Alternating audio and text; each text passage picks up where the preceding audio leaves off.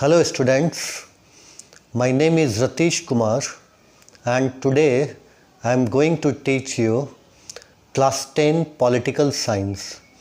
Name of the chapter is power sharing. Power sharing. Name of chapter is power sharing. In this chapter you will be able to understand what is power sharing, why it is desirable. As some students requested me to teach in Hindi also, so I will teach little bit in Hindi also. So इस chapter में आप लोग पढ़ेंगे power sharing क्या होता है, power sharing क्यों ज़रूरी है, जहाँ जहाँ पे पावर शेयरिंग हुआ है उस जगह की कंडीशन कैसी है और जिस जिस देशों में पावर शेयरिंग नहीं हुआ है वहाँ का कंडीशन कैसा है. So you will understand all these things in this chapter. So first of all you have to understand what is power sharing. Power sharing क्या है? Power sharing is a sharing of power, is a distribution of power either horizontally or vertically.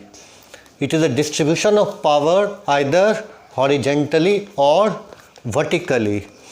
If it is horizontally distributed, if it is horizontally distributed, the power will be shared as executive, legislature and judiciary.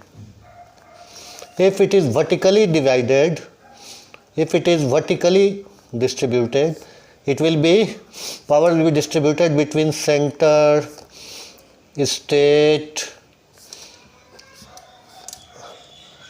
local self-government. So power sharing is of two types. In this chapter, first of all, we will understand how power is distributed in some countries and what is the result of distribution. अगर power सही तरीक़ा से distribute किया गया है तो उस country का रिज़ल्ट क्या होगा. अगर पावर सही तरीक़ा से डिस्ट्रीब्यूट नहीं किया गया है तब वहाँ का आउटकम क्या होगा, नतीजा क्या होगा, हम लोग ये पढ़ेंगे. सो सबसे पहले हम लोग इस चैप्टर में बेल्जियम और Sri Lanka. There are two countries, one is Belgium and other is Sri Lanka. In both countries there were different type of ethnic groups and what is the model of power sharing we will see in both countries. दोनों देशों में अगर हम लोग Belgium की बात करें और श्रीलंका की बात करें तो दोनों देशों में अलग अलग तरह के एथनिक ग्रुप रहते हैं और उन दोनों ने किस तरह का पावर शेयरिंग मॉडल बनाया हम लोग इसको देखेंगे. हम लोग इस चैप्टर में सबसे पहले देखेंगे कि बेल्जियम ने बहुत अच्छा पावर शेयरिंग मॉडल बनाया. बेल्जियम का मॉडल एकोमोडेटिव था, उसने सारे ग्रुप को एकोमोडेट किया और उसका रिज़ल्ट उसे बहुत अच्छा मिला. श्रीलंका ने सारे ग्रुप को एकोमोडेट नहीं किया, वहाँ पे मेजॉरिटी ग्रुप को पावर दिया गया, माइनॉरिटीज़ को नहीं दिया गया. उसका नतीजा बहुत ख़राब हुआ. There was civil war in Sri Lanka, it suffered lot of problem. So first हम लोग पहले ये लोकेशन देखेंगे कि बेल्जियम कहाँ है, where is Belgium and where is Sri Lanka. So as we all know that Sri Lanka is in the southern side of India, southeastern side of India, situated in Bay of Bengal and it is in Asian continent. And Belgium is very small European country. Belgium is very small European country and its neighbors are Germany on the eastern side, France on the western side, Netherlands on the northern side. So these are the European countries and Belgium is a very small European country. population of Belgium is very less, और इसकी total area Haryana से भी कम है, लगभग हरियाणा के इतना है, और पॉपुलेशन इसकी हरियाणा से कुछ कम है। लेकिन बेल्जियम ने इतना अच्छा मॉडल बनाया पावर शेयरिंग का, जिसे हम लोग अभी पढ़ना है। तो हम लोगों को पहले देखना है कि बेल्जियम में कितने तरह के एथनिक ग्रुप्स रहते हैं, कितने तरह के एथनिक ग्रुप बेल्जियम में हैं। तो पहले हम लोग यहाँ पे देखेंगे कि बेल्जियम में जो सब ऊपर वाला इलाका है, हल्का ग्रीन इलाका, ये फ्लेमिश रीजन है। फ्लेमिश रीजन, इसमें डच स्पीकिंग पीपल रहते हैं, जो डच बोलने वाले लोग हैं, क्योंकि ये साइड के ऊपर में नीदरलैंड है, जो हॉलैंड भी कहलाता है, डच इलाका। तो इस साइड में डच बोलने वाले लोग ज़्यादा हैं। और इसके जो नीचे का पार्ट है, साउथ वाला पार्ट बेल्जियम का, इसको वैलून रीजन बोलते हैं। वैलून रीजन, इसमें फ्रेंच स्पीकिंग पीपल मेजॉरिटी में है इस रीजन में। और ये जो एक छोटा सा पार्ट दिख रहा है ऑरेंज कलर का, ये है फ्लेमिश, ये है वहाँ की कैपिटल ब्रुसेल्स। कैपिटल ब्रुसेल है ये। इसमें 80% फ्रेंच रहते हैं, 20% डच स्पीकिंग पीपल रहते हैं। और एक रीजन इसका है जो इस साइड जर्मनी के बॉर्डर से है, बहुत छोटा सा पार्ट, इसमें जर्मन स्पीकिंग पीपल, जो स्ट्राइप वाला पार्ट दिख रहा है, स्ट्राइप, ये वाला स्ट्राइप वाला पार्ट बहुत छोटा सा, इसमें जर्मन स्पीकिंग पीपल रहते हैं। So if we will see the ethnic composition of Belgium, so 59% population is Dutch and they lives in Flemish region. 59% of the total population is Dutch and they lives in Flemish region. 40% people live in Wallonia region and they speak French. 40% people live in Wallonia region and speak French. And remaining 1% people, they speak German language. They speak German language. And in Brussels, as I told you, 80% people are French speaking, 20% is Dutch speaking. And if we will see the economic condition of the people, the Dutch speaking people, they are relatively less privileged, they are poor in comparison to French speaking.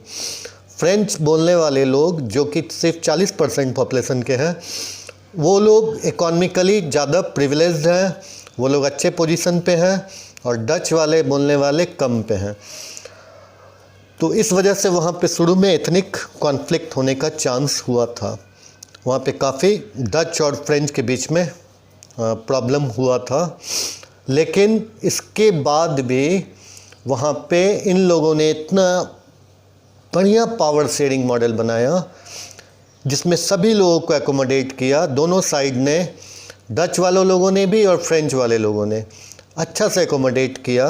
They accommodated each other in power sharing arrangement, and because of this reason peace and prosperity prevailed in Belgium for long time. वहाँ पे कभी भी फिर civil वार नहीं हुआ आपस में। और दूसरे तरफ अगर श्रीलंका को देखेंगे, तो श्रीलंका में हम लोग देखेंगे मेजॉरिटेरियनिज्म हुआ है। वो हम लोग बाद में बताएंगे किस तरीक़ा से मेजॉरिटेरियनिज्म हुआ है। जिस मेजॉरिटेरियनिज्म का मतलब बहुसंख्यकवाद, बहुसंख्यक लोगों द्वारा अल्पसंख्यक के ऊपर पूरी तरह से दबाव बना देना और उनके ऊपर हावी होना, इसे मेडिटेरियनिज्म बोलते हैं। तो श्रीलंका में अगर हम लोग एथनिक कंपोजिशन देखें, तो श्रीलंका में उसमें भी एक डाइवर्स पॉपुलेशन है। उसका major social group Sinhalese region, Sinhalese लोग हैं। सबसे ज़्यादा सिंहला बोलने वाले लोग हैं, जो कि 75% है उनकी पॉपुलेशन। ये जो पीला वाला पार्ट है, ये पूरा सिंहला बोलने वाले लोग हैं। और इसके अलावा कुछ लोग तमिल स्पीकर्स हैं, जो 18% है। 18% लोग तमिल बोलने वाले हैं। और तमिल में भी दो तरह के लोग हैं। एक तमिल है जो नेटिव है, उस कंट्री के नेटिव है, और उन लोगों को श्रीलंकन तमिल बोलते हैं। जो नेटिव है उनको श्रीलंकन तमिल बोलते हैं। और जो लोग इंडिया से बसे हैं ब्रिटिश कॉलोनियल पीरियड में, ब्रिटिश रूल के टाइम में इंडिया से श्रीलंका जो लोग गए हैं उसे इंडियन तमिल बोलते हैं। तो वो लोग इंडियन तमिल हैं। तो वो लोग 5% है। 13% श्रीलंकन तमिल है जो बहुत पहले से श्रीलंका में रह रहे हैं, और 5% इंडियन तमिल है। इसके अलावा वहाँ पे अगर देखा जाए तो जितने भी सिहला स्पीकिंग पीपल हैं ज़्यादातर वो लोग बुद्धिस्ट हैं। सिहला स्पीकिंग पीपल ज़्यादातर सब बुद्धिस्ट हैं जो सिहला बोलने वाले हैं। और तमिल स्पीकिंग पीपल में हिंदूज़ और मुस्लिम्स हैं, या हिंदू तमिल है या फिर वो मुस्लिम तमिल है। और 7% क्रिश्चियन है जो कि तमिल भी बोलते हैं, सिहला बोलने वाले भी हैं। तो यहाँ पे हम लोग देखेंगे in this country Sinhala speaking people tried to dominate the Tamil speaking people, which we will see in our next video. And the outcome of this majoritarianism was very bad. Sri Lanka suffered civil war for long duration. So अभी हम लोग ये दोनों country का देख लिए। अब आप लोगों से मैं एक क्वेश्चन पूछ रहा हूँ। मेरी क्वेश्चन है, note down the question. Explain the ethnic composition in Sri Lanka. Explain the ethnic composition in Sri Lanka. My second question, explain the ethnic composition in Belgium. Explain the ethnic composition in Belgium. And third question, what do you understand by power sharing? What do you understand by power sharing? So in my next video, that will be the part 2 of this chapter, I will discuss about power sharing arrangement in Belgium, power sharing arrangement in Sri Lanka, and what is the impact of good power sharing arrangement, that is accommodation model, and what is the impact of bad power sharing arrangement, that is majoritarianism. Both aspects we will discuss in my next video. Thank you very much. Have a nice day.